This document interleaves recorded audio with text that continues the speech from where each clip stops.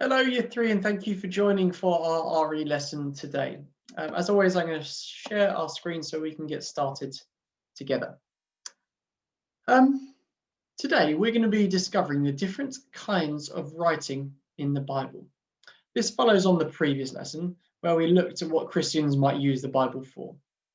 What do you remember that Christians use the Bible for? Have a quick think to yourself.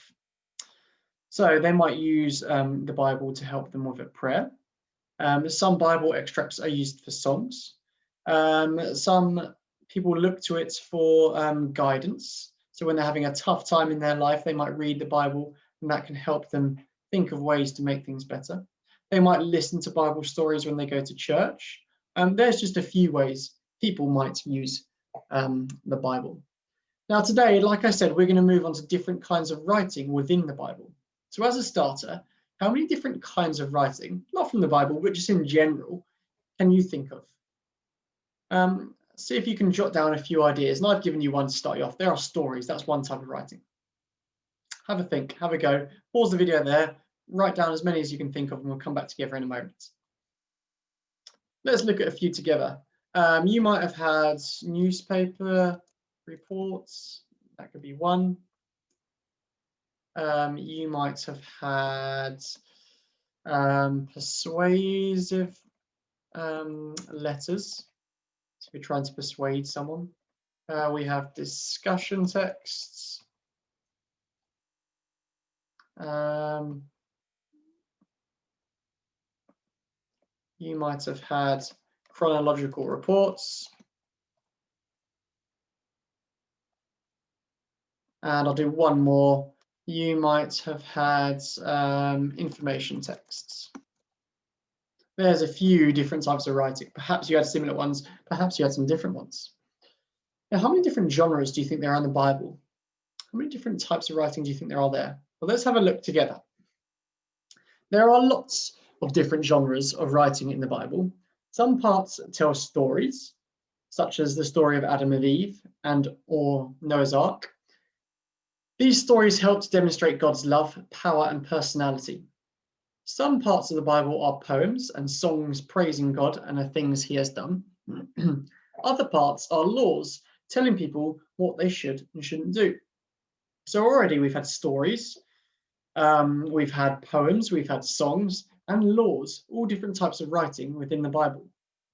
There are also letters written by Christians who are trying to get good news about God to as many people as possible. The Gospels in the New Testament are a bit like biographies of the life of Jesus, while Proverbs give wisdom and guidance. So we've also got letters, we've got biographies, and a biography, if you don't know, is where somebody writes about somebody else's life and tells everyone about their life. So a biography of Jesus would be everything about his life. And Proverbs give us wisdom and guidance. So as well as having lots of different kind of writing, there are now different translations of the Bible. Because the Bible was in a very old text, and when it was written, the language used was different to the language we use today. So over time, people have translated the Bible into the language that they think is easier to understand, or sometimes to look back into the original Hebrew or Greek language, and tries to get translations that are close to original as possible. So I'm going to share some translations of Bibles. There are different versions, and I'm going to read you the different versions, the different translations, and you're going to think about which one you like best. So the first one is from The Message, and it says, "No using the name of God, your God, in curses or silly banter. God won't put up with the irreverent use of his name." So I think that's telling us don't use God's name in a bad way. Then you have New International Version, which says, "You shall not misuse the name of your Lord, your God, for the Lord will not hold anyone guiltless who misuses his name." Again, it's got the same message. It's telling us we shouldn't use or misuse the Lord's name in ways that aren't very appropriate. We should use it in a sensible way. And the last one is the New Century Version, and it says, "You must not use the name of the Lord your God thoughtlessly. The Lord will punish anyone who misuses his name." So again, it's saying you should think about how you use God's name before you use it, and try not to use it in any way that might upset people. Now have a think. Which translation do you like the best out of those three? Do you like the Message? Do you like New International Version? Or do you like New Century Version? And why? Why do you like that one the best? So for me, I like the New Century Version. And I like that one the best because I think it's the easiest one to understand and it most clearly explains the message that we should not use the name of the Lord your God thoughtlessly. I think that really clearly explains that one. Perhaps you had a different thoughts and a different reason. Let's look at another example. So I'll start with the Message again. And this one says, after Jesus was born in Bethlehem village, Judah territory, this was during Herod's kingship, a band of scholars arrived in Jerusalem from the east. They asked around, where can we find and pay homage to the newborn King of the Jews? We observed a star in the eastern sky that signaled his birth. We're on pilgrimage to worship him. So this one is telling us about Jesus being born and people traveling to worship him after he has been born. Next, when Jesus was born in the village of Bethlehem in Judea, Herod was king. During this time, some wise men from the east came to Jerusalem and said, where is the child born to the King of Jews? We saw his star in the east and we have come to worship him. Again, it's telling that same story. It gives us that same information about the wise men from the east coming to worship baby Jesus. And last one, the Young's literal translation. And Jesus having been born in Bethlehem of Judea in the days of Herod the king, lo, mages from the east came to Jerusalem, saying, where is he who was born King of the Jews? For we saw his star in the east, and we came to bow to him. Again, which translation do you like the best? Which one did you perhaps find the easiest to understand? Which one told the message of that story in the clearest way? I liked the New International Version this time, and I like that one because, again, the message was very clear. It tells you who is coming, it tells you the wise men are coming from the east, and it tells you why they're coming. It says, we saw his star in the east and we have come to worship him. So that was my translation that I liked the best. I wonder what yours was. Now, I'm going to provide you with one more translation, and I want you to write your own version or own translation of this Bible extract. And this one says, hallelujah, I will celebrate Jehovah. If you're not sure who Jehovah is, that's another word that can be used for God. So I'll celebrate Jehovah or God with my whole heart in the council of the upright and in the assembly. Great are the works of Jehovah or God, sought out of all that delight in them.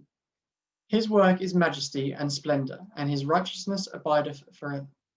So I think this is telling us that this person will celebrate God, and they will celebrate God with their whole being.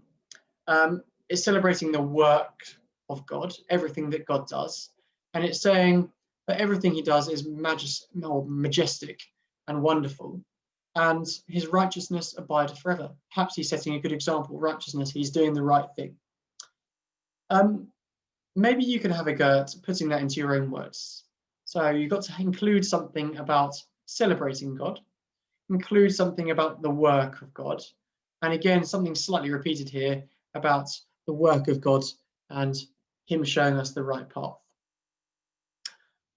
As a bit of an extension challenge, why do you think the Bible has lots of different types of writing? And you could say the Bible has lots of different types of writing because. I'm not going to give you too much help with that one. That's the extension challenge, a bit of an extra challenge for you if you would like it. And it's all down to your opinion. Why do you think there are lots of different types?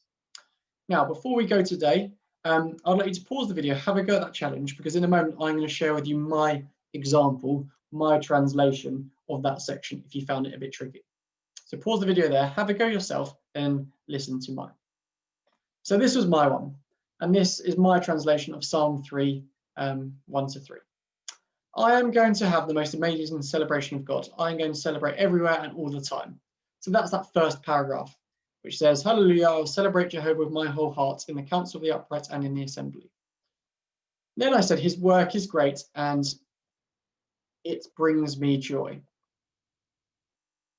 And that bit I translated from here. Great are the works of Jehovah, sought out of all that delight in them. And lastly, his work is amazing and he always sets a good example.